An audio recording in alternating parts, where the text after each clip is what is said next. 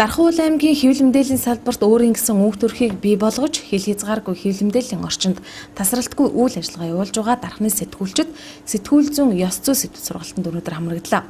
Тус сургалтыг бүгд найрамдагчдын олон улсын хүрээлэн Монголын сэтгүүлчдийн нэгдсэн эвлэлийн Дархан аймаг дахь салбар зөвлөх хамтран зохион байгууллаа.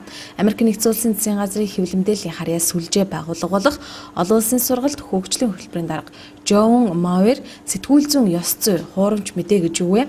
Бодит мэдээ гэж юу вэ? Эрен сурвалжлах сэтгүүл зүй гэж юу вэ гэсэн 3 дэд бүлгийн хүрээнд 12 сэдвээр хичээл орсон юм а.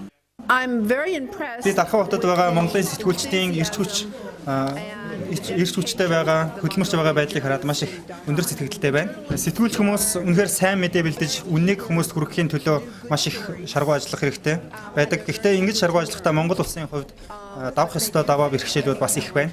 Хэвлэл мэдээллийн олон байгууллагыг одоо ч гэсэн улс төрийн намууд эсвэл улс төрч хүн удирдах байгаа байдал нь сэтгүүлчдэд тэнцвэртэй үнэн зөв мэдээ хүргэхэд нь саад болдог гэж үзсээр байгаа. Энэ удаад Дарханд сургалт явуулж байгаа зорилго нь сэтгүүлчид ардчилсан нийгэмд ямар үүрэг гүйцэтгэдэг вэ, ямар ач холбогдолтой байдаг вэ гэдгийг нэгдүгээр таниулах, хоёрдугаар сэтгүүлч хүний өмнө тулгардаг бэрхшээлүүдийг хэрхэн даван туулах талаар сургалт явуулж байгаа. Гэтэ сүүлийн үед интернет холбоо өндөр түвшинд хүрч хөгжөөд байгаа учраас сэтгүүлч хүн хаанч байсан өөрийгөө хөгжүүлэх, улам бүр хөгжих боломжтой байгаа. Дархан хотод байгаа сэтгүүлчдийг харахад Улаанбаатарт ажиллаж байгаа сэтгүүлчтэй яг адилхан эрч хүчтэй ажилтдаг нь харагдаж байна.